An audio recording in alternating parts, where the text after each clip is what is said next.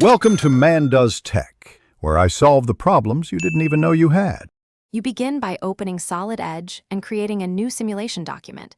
Immediately import or link the cleaned CAD part so you can work on the model. Once done, assign a realistic material and check units to avoid scale errors. Make sure to enable the preferred solver and set mesh defaults to medium for a first run. This balances speed and accuracy.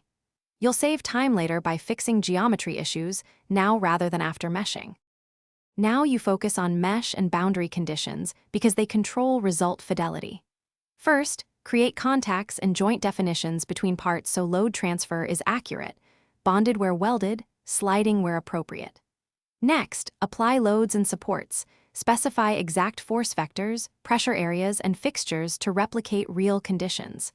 Then refine the mesh around fillets, holes, and notches. A localized, finer mesh reduces error without exploding solve time. Finally, double-check load directions and constraints before solving. You're ready to run the solver. Start with a single linear static solve to get baseline displacement and stress fields.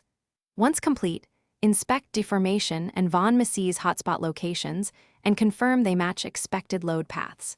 Make sure to validate by comparing peak values to hand calculations or a simplified beam model. If the solver fails or results look wrong, check for inverted or extremely distorted elements, incorrect contact definitions, and overly stiff constraints. Fix those, remesh, and rerun. That often resolves most issues. Thanks for watching. If you found this helpful, don't forget to like and subscribe.